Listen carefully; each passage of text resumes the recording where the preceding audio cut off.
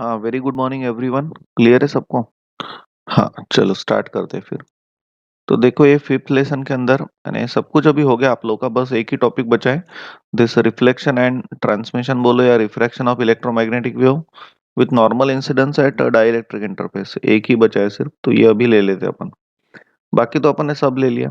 आपको रिवीजन देने की कोई नीड तो लगती नहीं है, क्योंकि रोज ही रिवीजन देता हो, तो ये समझ गए आप लोग सब, राइट?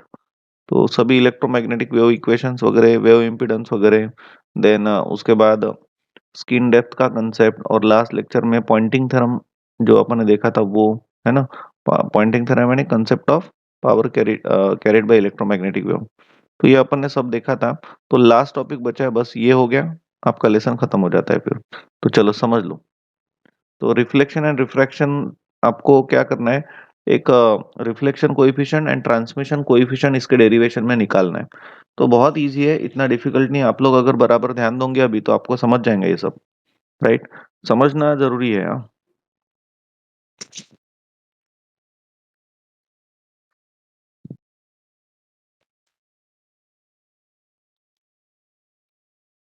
हाँ, ध्यान दो,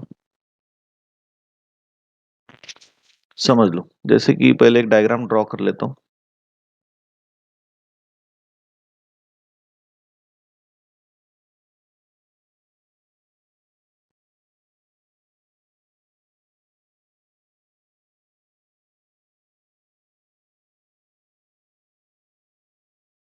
ठीक है। So suppose this is Z axis, this is Z axis, and this is suppose boundary. और ये जो मीडियम है, डाइलेक्ट्रिक इंटरफेस बोला है ना, तो इसलिए ये जो हो गया आपके लिए, ये हो गया कौन? Dielectric one. डाइलेक्ट्रिक वन यानी medium one, dielectric one. And this is medium two, that is dielectric two. समझ गए? It is a dielectric interface. अभी पहले जो वेव इंसिडेंस हो रही है, तो ये इंसिडेंट वेव है suppose, so this is incident wave, so this is what incident wave। तो इसके लिए जो इंट्रिंसिक इम्पीडेंस रहेगा पहले मीडियम के लिए, डाइलेक्ट्रिक वन के लिए, तो वो कितना रहेगा? वो रहेगा ईटा वन, ऐसा। और डाइलेक्ट्रिक टू के लिए जो वेव इम्पीडेंस रहेगा, इंट्रिंसिक इम्पीडेंस रहेगा, वो रहेगा कौन? ईटा टू। होप समझ गए आप लोग।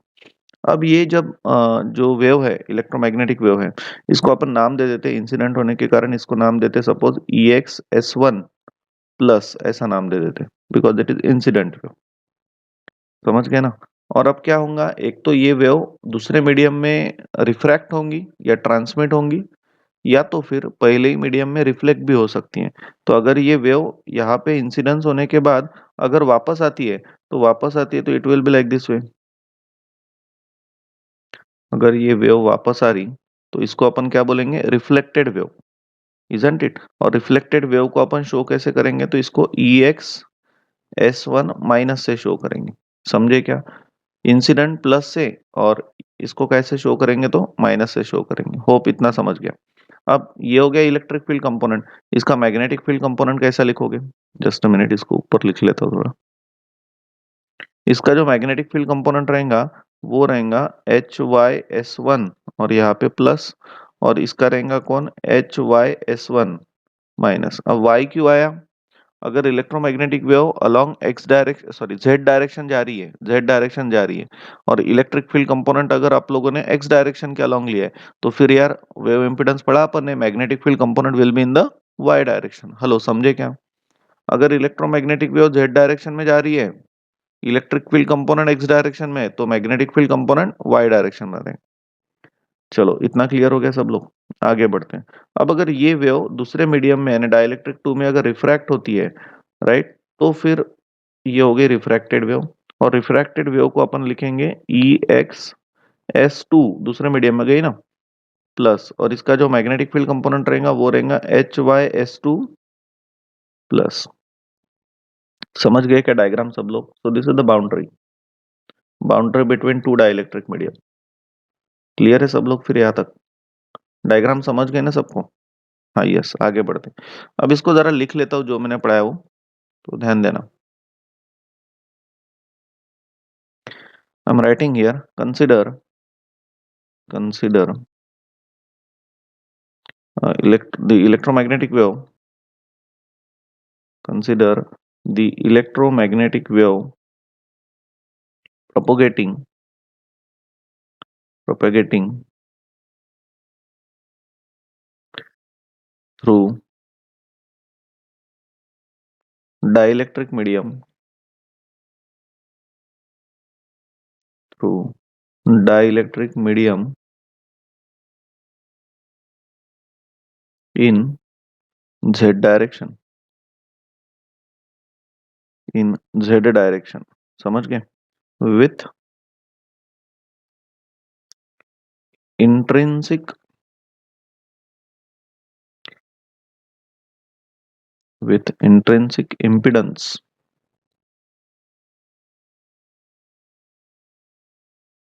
for dielectric 1 is eta 1 and dielectric 2 is eta 2. Hope समझ गए यहाँ तक आप लोग, है ना? तो at the boundary between at the at the boundary between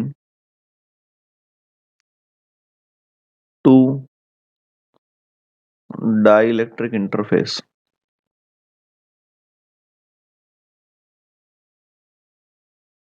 as shown above as shown above as shown above.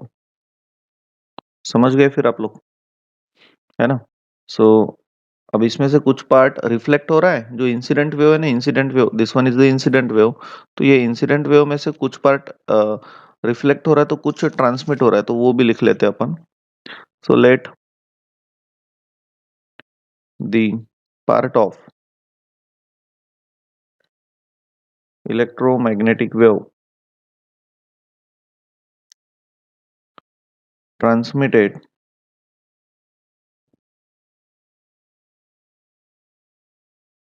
in second medium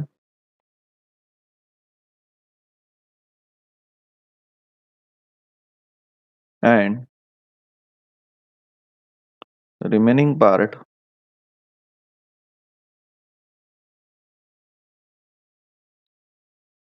get reflected back in first medium। बोलो समझे क्या? मीडियम है, डाइलेक्ट्रिक मीडियम जो है 1 and 2। Clear है यहाँ तक? Hello, समझ गए ना? हाँ, अभी इलेक्ट्रोमैग्नेटिक वेव का इक्वेशन अपन लिखते थे इन जनरल वे में, तो वो लिखते हैं। So I am writing here for incident wave, for incidence wave, या डायरेक्ट इंसिडेंस वेव लिखो। जनरलाइज इक्वेशन, इंसिडेंट वेव, जो इंसिडेंस वेव रहेंगी, ये इंसिडेंट वेव,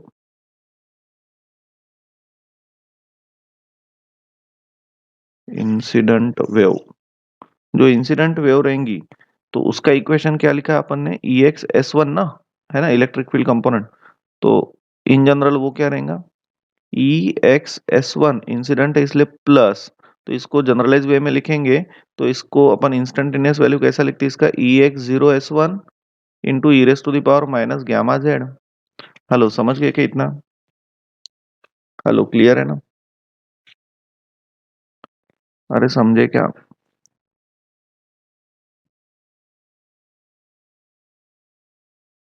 समझ गए ना सब लोग? यस। 1 मिनट देना।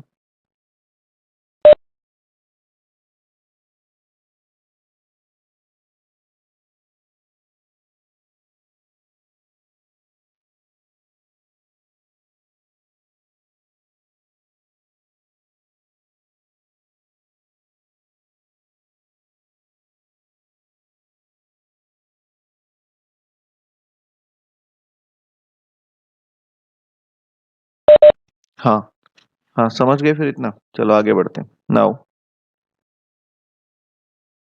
अब जो मैग्नेटिक फील्ड कंपोनेंट रहेगा that is H X S one plus इसकी वैल्यू कितनी रहेंगी, इसकी वैल्यू रहेंगी E X S one plus upon eta, ये रहेंगे ना, ये वाई डायरेक्शन में जा रहा है तो यहाँ पे वाई चाहिए। So therefore H Y S one plus equals to E X S one कितना है, E X zero S one into E raise to the power minus gamma Z upon upon eta, तो eta one. Clear है सब लोग यहाँ तक, समझ गए ना। चलो अभी बात करते हैं अपन कोई भी रिफ्लेक्टेड लो या रिफ्रैक्टेड लो। तो जैसे कि रिफ्लेक्टेड वेव की बात करते हैं, रिफ्लेक्टेड वेव, रिफ्लेक्टेड वेव, तो अभी आप लोग बोलो रिफ्लेक्टेड वेव के components electric field and magnetic field component ये है ना, ई एक्स एस वन रिफ्लेक्ट वापस आ रही है तो माइनस से शो कर रहे हैं, तो इसलिए इसको लिखूंगा मैं E X S one minus, तो इसको अपन रिप्रेजेंट कर सकते हैं E X zero S one into E raise to the power minus gamma Z. समझ गए क्या आप लोग, हेलो क्लियर है ना।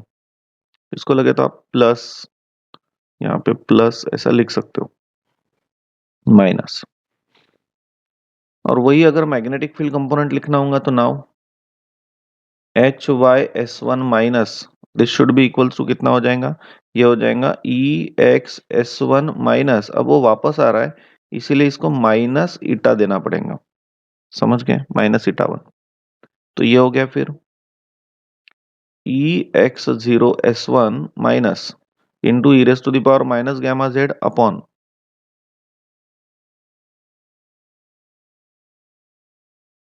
माइनस ईटा वन, तो ईटा वन लिखता हूँ और माइनस ऊपर दे देता हूँ, तो ये मिल गया आपको H Y S one minus. Clear है यहाँ तक सब लोग। चलो अभी बचा है ट्रांसमिटेड वेव यानी रिफ्रैक्टेड वेव, इसको नीचे ले लेता हूँ।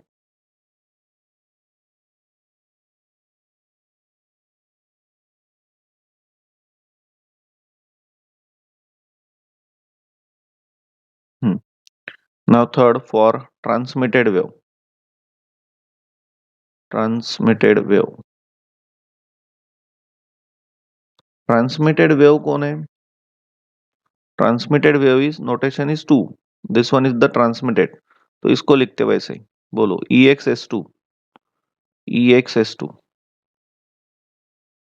ई X S two plus equals to क्या हो जाएगा, E X zero S two plus into E raise to the power minus gamma Z and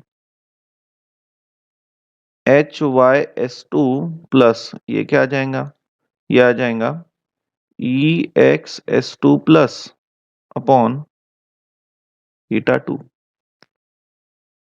so therefore H Y S two plus equals to कितना हो गया, ये हो गया E X zero S two into E raise to the power minus gamma Z, समझ गए, upon eta to.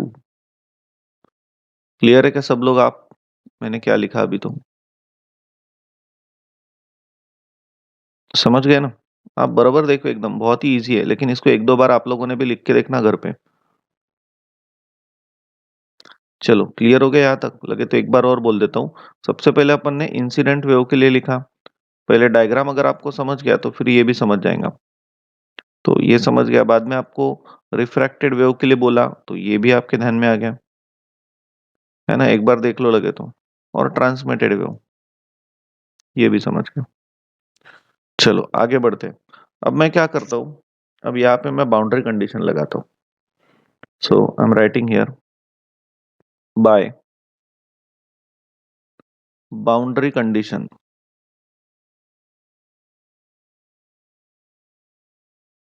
Of electric field. तो what is the boundary condition for dielectric interface in case of electric field, क्या लिखते थे आप लोग, ET one equals to ET two लिखते थे ना, और मैग्नेटिक फील्ड में क्या लिखते थे, HT one equals to HT two, right. तो ET one equals to ET two अगर लिखता हूँ तो देखो अब यहाँ पे अगर मैं बात करता हूँ डाइलेक्ट्रिक वन की, तो यहाँ पे दो वेव्स है, एक इंसिडेंट वेव है और एक रिफ्लेक्टेड वेव है, और डाइलेक्ट्रिक टू की बात करता हूँ तो यहाँ पे रिफ्रैक्टेड रिफ्रैक्टेड वेव है। तो इंसिडेंट वेव के लिए अगर अपने को लिखना है तो ET1, तो इसके इक्वेशंस में क्या लिखूं? पहली वेव कौन सी है? EXS1 प्लस है, और दूसरी है प्लस EXS1 माइनस। समझे क्या?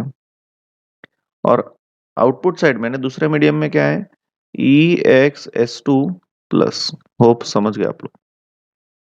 क्लियर है? समझ गए ना?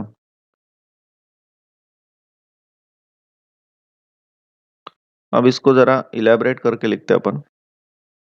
हाँ, तो EXS1 का अपन ने देखो, EXS1 ये वैल्यू निकाला है ना, ये वैल्यू पुट करते EXS1 का। तो value is EX0 EX0 S1 plus into E raise to minus gamma Z. EXS1 minus का क्या है? EX0 S1 minus into E raise to the power minus gamma Z equals to, अब दूसरे के लिए क्या है? EX0 S2 plus into E raise to the power minus gamma Z. अब यहाँ से कॉमन कौन आ रहा है? E raise to minus gamma Z, तो ये आएगा EX0 S1 plus and plus EX0 S1 minus is equals to EX0 into S2 plus. बोलिए समझ गए क्या? इसको दे देते अपन इक्वेशन नंबर 1। राइट, आगे बढ़ते नाउ। अब दूसरी boundary condition, boundary condition by boundary condition of magnetic field.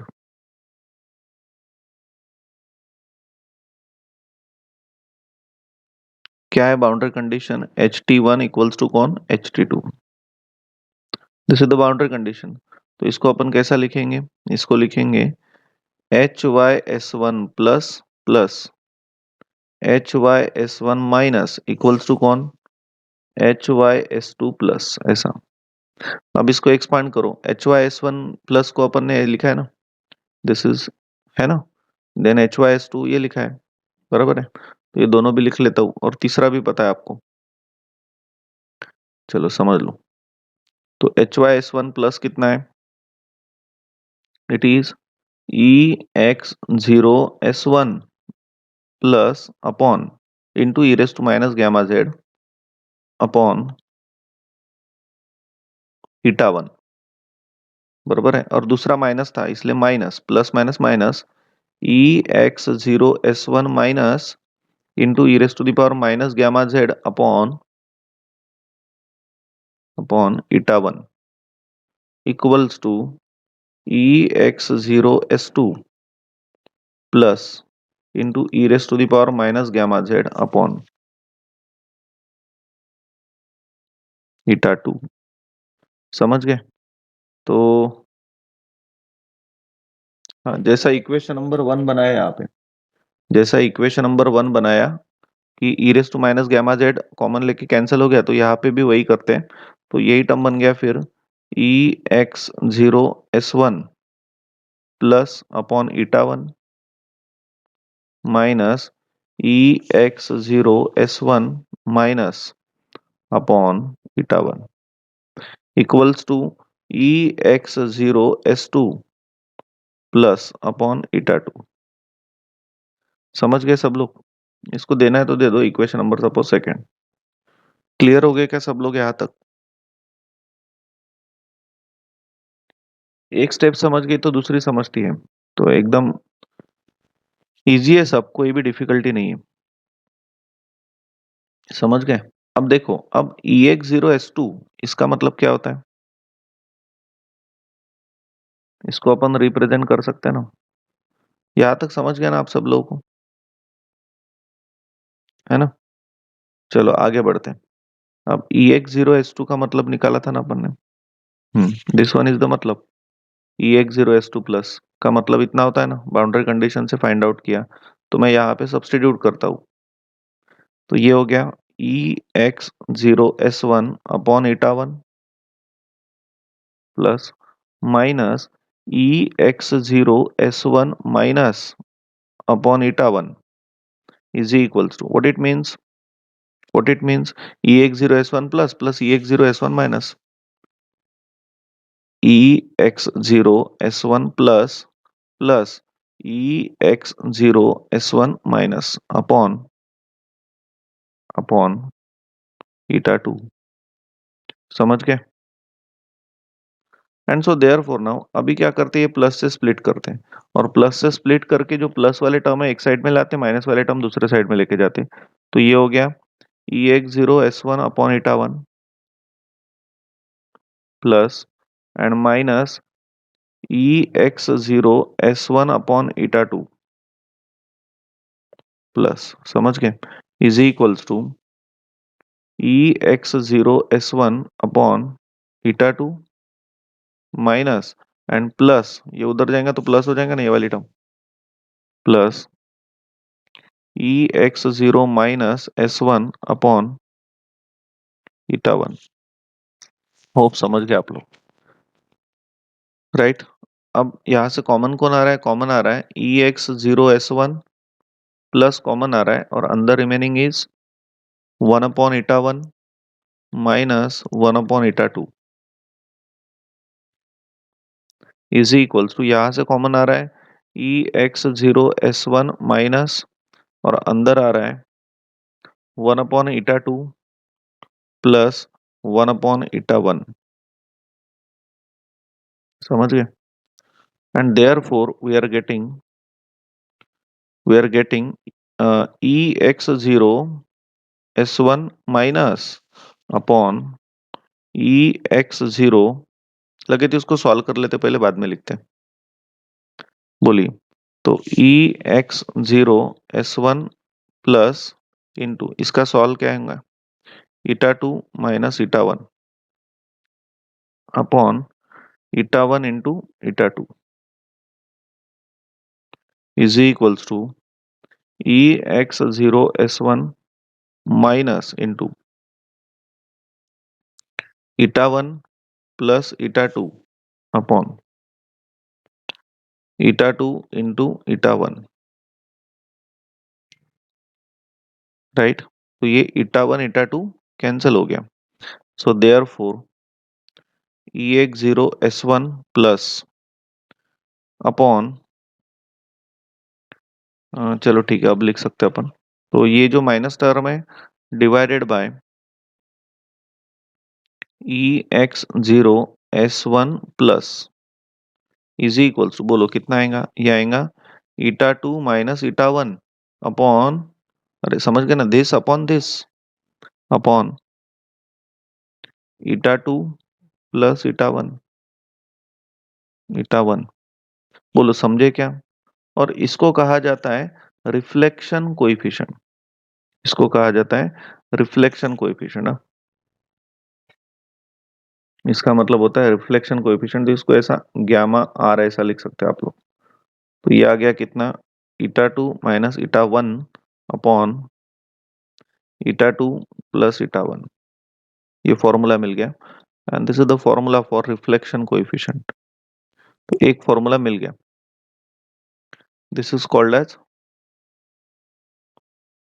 Reflection coefficient.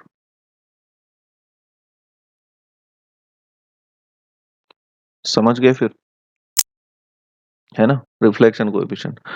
अब आपको क्या करना है, आपको निकालना भी ट्रांसमिशन कोएफिशिएंट। तो ट्रांसमिशन कोएफिशिएंट कैसा आएगा, तो वो भी बोलता हूँ। जो इक्वेशन नंबर 1 बनाया था अपन ने, दिस इज इक्वेशन नंबर 1। समझ गए क्या? अगर मैं इसको डिवाइड करता हूँ bye ex0 s1, ex0 s1 plus से अगर मैं इसको डिवाइड करता हूँ, जैसे कि यहीं पे लिख लेता हूँ, dividing dividing equation number 1 by ex0 s1, right? इससे डिवाइड करता हूँ तो ये इक्वेशन क्या बनेगा, ये बनेगा equation 1 plus ex0 s1 minus upon ex0 s1 plus and equals to ex0 s2 plus upon ex0 s1 plus. ऐसा बोलिए, समझे क्या इतना term? Now we are interested in second medium na, for transmission, that is refraction. इतना समझ गए क्या आप लोग? अरे क्लियर है ना? So therefore now one plus, अब ये वाली टर्म तो अभी अभी अपन ने फाइंड आउट किया, E X zero S one minus upon E X zero S one plus, है ना? तो वो वैल्यू यहाँ पे पुट करते हैं। The value is eta two minus eta one upon eta two plus eta one is equals to, और ये मिल गया आपको, इसको इसको अपन बोलते हैं ट्रांसमिशन कोएफिशिएंट, राइट? इसको क्या बोलते हैं? Transmission coefficient. तो इसको ऐसा गामा टी से डिनोट करते हैं। Isn't it everyone? अभी इसको सॉल्व कर लेते हैं। So therefore gamma T equals to, इसको सॉल्व करते तो eta two plus eta one minus eta two minus eta one upon upon eta two plus eta one. तो यहां से कैंसिल कौन हो रहा है? अरे सब कुछ कैंसिल हो रहा है, कुछ गलत तो नहीं हुआ? Eta two plus eta one plus चाहिए, मैंने माइनस लिखा।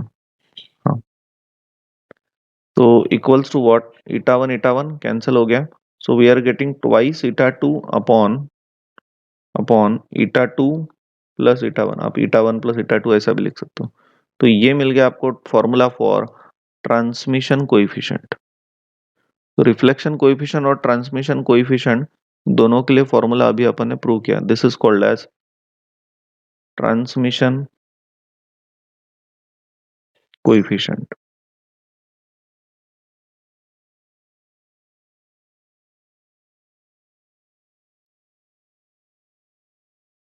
ट्रांसमिशन कोएफिशिएंट, बोलिए समझ गए कि यहाँ तक दोनों भी कोएफिशिएंट आ गए ध्यान में आपको? ट्रांसमिशन और रिफ्लेक्शन कोएफिशिएंट। हेलो, क्लियर है ना? हाँ, चलो आगे बढ़ते हैं। अभी थोड़ा एक नोट करके लिख के देता हूँ, लगे तो आपको।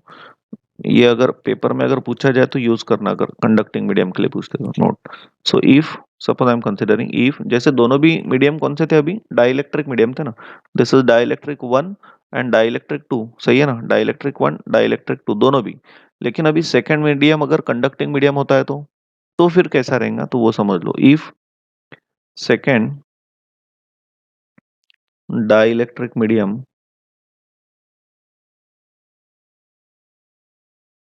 is replaced by is replaced by perfect conductor, is replaced by perfect conductor, ऐसा होता है, then the फिर क्या होगा? The intrinsic impedance, then the intrinsic impedance intrinsic impedance for conductor, that is intrinsic eta 2 ये जीरो हो जाएगा अगर वो परफेक्ट कंडक्टर है तो। एंड देयरफॉर जो पहले रिफ्लेक्शन कोएफिशिएंट मिल रहा है ईटा टू अगर जीरो हो गया तो रिफ्लेक्शन कोएफिशिएंट कितना हो जाएगा? तो रिफ्लेक्शन कोएफिशिएंट हो जाएगा फिर ईटा टू जीरो है तो zero minus eta one upon zero plus eta one. तो आंसर कितना आ गया? माइनस वन आ गया। हेलो, समझ रहे क्या? हेलो एवरीवन, अरे समझे क्या? समझ गए ना? इसको नीचे ले लेता हूँ।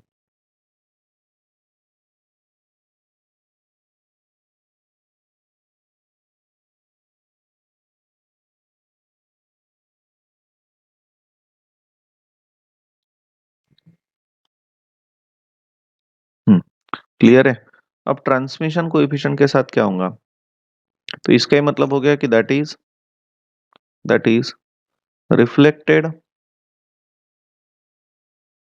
Reflected wave upon incident wave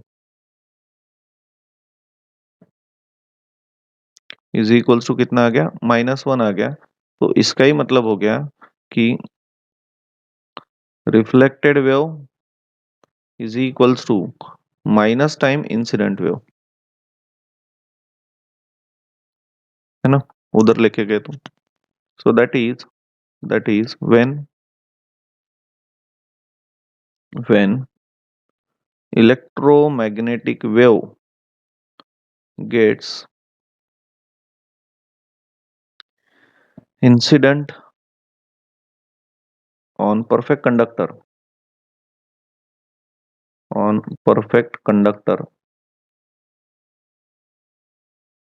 then then the complete signal then the complete signal gets reflected back gets reflected back। ये आया क्या ध्यान में? बिकॉज ऐसा क्यों हो रहा है रिफ्लेक्टेड बैक? ये तो यहाँ पे भी प्रूव हो गया, लेकिन आपको यहाँ पे नहीं समझ रहा। तो देखो, ट्रांसमिशन ने रिफ्रैक्टेड, ईटा टू अगर अपन जीरो पुट करते तो जीरो अपॉन समथिंग कितना होगा? जीरो। तो ट्रांसमिशन कोएफिशिएंट यहाँ पे जीरो हो रहा है ना। ट्रांसमिशन कोएफिशिएंट जीरो हो रहा है, इसका मतलब कोई भी वेव रिफ्रैक्ट हो ही नहीं रही। पूरी की पूरी वेव वो मीडियम के ऊपर इंसिडेंट होने के बाद वापस रिफ्लेक्ट हो रही है। Are you understanding what I am saying? Hello, समझ गए क्या सब लोग? क्लियर हो गया ना? हाँ, यस। तो होप ये समझ गया आपको, फिर अभी कोई इसमें कोई प्रॉब्लम नहीं रहा, राइट? चलो, एक प्रॉब्लम है इसका, वो भी ले लेते हैं और फिर ये लेसन खत्म हो जाता है। So I am writing the problem. Find find reflection coefficient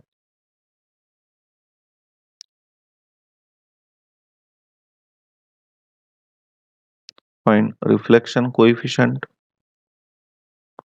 and transmission coefficient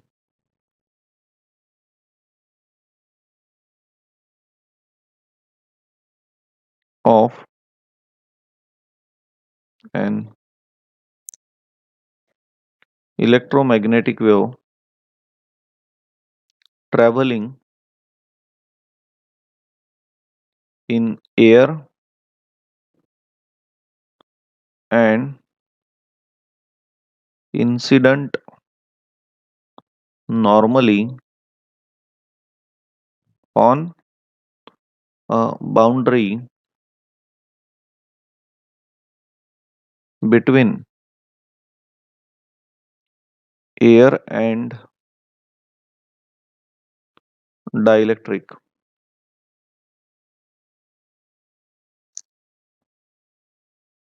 having permeability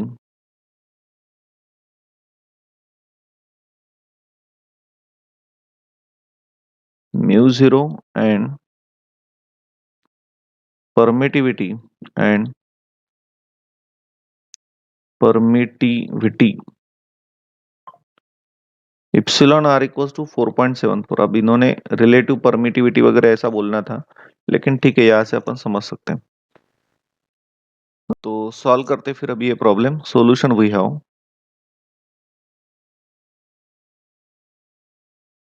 बोलिए, डेटा क्या क्या दिया है आपको?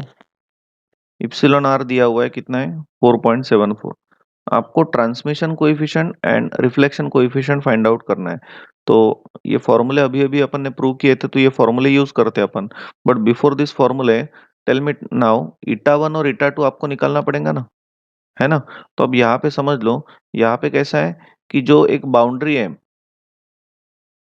जैसे कि डायग्राम अगर बनाते हैं छोटी सी, तो यहाँ पे जो बाउंड्री है ना, वो बाउंड्री में एक साइड में कौन है? एयर है, और दूसरे साइड में डाइलेक्ट्रिक है। इधर फ्री स्पेस है, एयर है, और इधर कौन है? डाइलेक्ट्रिक है। समझ गए ना? अगर एयर की बात करते तो इधर ईटा वन है, और इधर कौन? ईटा टू है। तो यहाँ पे ईटा वन की वैल्यू कितना हो जाएगा? यहाँ पे सीधा सीधा म्यू अपॉन इप्सिलॉन रहता है ईटा, और यहाँ पे ईटा टू कितना रहेगा? ईटा टू इक्वल्स टू रहेगा म्यू अपॉन इप्सिलॉन। बस चेंज क्या है, यहाँ पे एयर है ना, तो relative permittivity and relative permeability one रहेंगी, इसलिए ये म्यू जीरो इप्सिलॉन जीरो रहेगा। लेकिन यहाँ पे वैसा नहीं है। यहाँ पे क्या हो जाएगा? यहाँ पे हो जाएगा स्क्वायर रूट ऑफ म्यू का मतलब क्या होगा? Mu zero into mu R upon कौन? Epsilon zero into epsilon R, ऐसा होगा, क्योंकि ये डाइलेक्ट्रिक है। यहाँ पे रिलेटिव परमेबिलिटी वन नहीं रहेंगी, परमिटिविटी। अब यहाँ पे ये प्रॉब्लम में क्या बोला है कि जो dielectric having permeability mu zero बोला है, म्हणजे जो म्यू है ना, म्यू, वो म्यू को ही आप म्यू जीरो ले लो, ऐसा उसका बोलना है। तो इसीलिए मैं यहाँ पे सिर्फ म्यू जीरो लिखता हूँ। लेकिन परमिटिविटी इतना दिया है, आर यू अंडरस्टैंडिंग? परमिटिविटी आपको इतना दिया है, तो इतना दिया, तो इसको मैं लिखता हूँ mu zero into epsilon R, और इप्सिलॉन आर कितना दिया है आपको? वो दिया है 4.74। तो मैं जितना बोल रहा हूँ उतना बोलिए अब मुझे। 1/√4.74 कितना आता है? Anyone?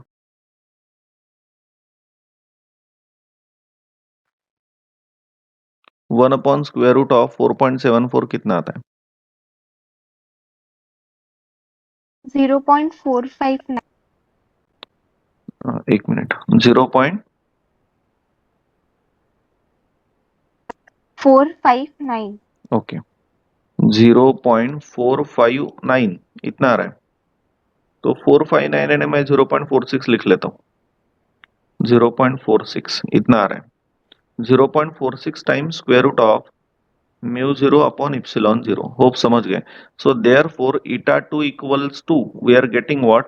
0.46 time, what do you mean by this? इसका मतलब ईटा वन होता है ना, इसका मतलब ईटा वन होता है, तो can I directly write eta one? बोलिए, समझ गए क्या यहाँ तक सब लोग? तो eta two equals to 0.46 eta one, ये अपने को एक रिलेशन मिल गया।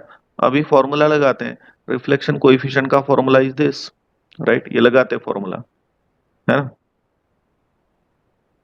सो रिफ्लेक्शन कोएफिशिएंट, ये formula. So now reflection coefficient,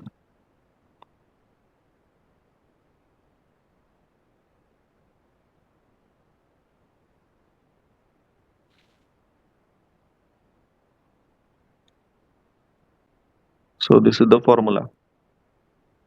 So eta 2 is 0.46 eta 1, so I'm writing here 0.46 eta 1 minus eta 1 upon 0.46 eta 1 plus eta 1। तो यहां से eta 1 कॉमन ले लिया, तो 0.46 minus 1 into eta 1 upon 0.46 plus 1 into eta 1। ये eta 1 यहाँ से कैंसिल हो गया। सो कैलकुलेट करो तो कितना आ रहा है reflection coefficient? What is the value of reflection coefficient? -0.36। -0.36, -0.36 आ गया सबका इतना? हेलो? ठीक है फिर। चलो अभी ट्रांसमिशन कोएफिशिएंट निकालते हैं। तो this is the formula for transmission coefficient, ये वाला अभी जो प्रूव किया अपन ने, ट्रांसमिशन कोएफिशिएंट।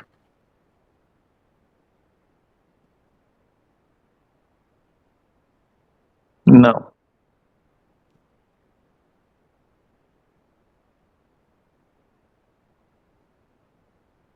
ट्रांसमिशन कोएफिशिएंट,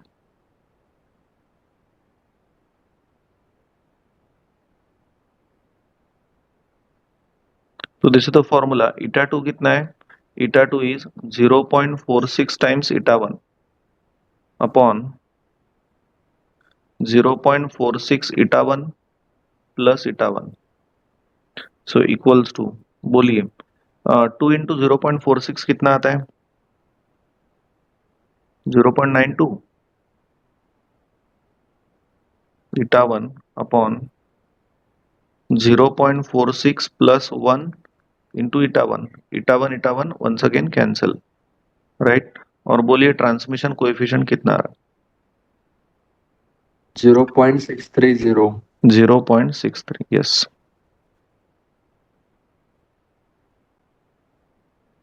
ये हो गया फिर, क्लियर है? समझ गए ना? That's it. तो आपको रिफ्लेक्शन और ट्रांसमिशन कोएफिशिएंट निकालना था, है ना? तो अपन ने फाइंड आउट कर लिया वो। तो होप ये पूरा लेसन, यानी अभी तो ये लेसन खत्म हो गया, सब कुछ ले लिया मैंने। तो आपको ये लेसन के अंदर कोई डाउट्स डिफिकल्टी कुछ भी नहीं है, ऐसा मैं अज्यूम करता हूँ। अगर आपको कोई भी डाउट्स डिफिकल्टी, तो डेफिनेटली यार I will be ready for all of you. कभी भी पूछो, मैं बोलूंगा आपको। तो होप ये सब कुछ आपको समझ में आ गया, राइट? तो चलो ठीक है, फिर रुकते हैं ये लेक्चर में। अब नेक्स्ट लेक्चर में अपन एक लास्ट लेसन यानी 6th लेसन स्टार्ट करते हैं, राइट? तो रुकते हैं फिर यहाँ पे, ठीक है।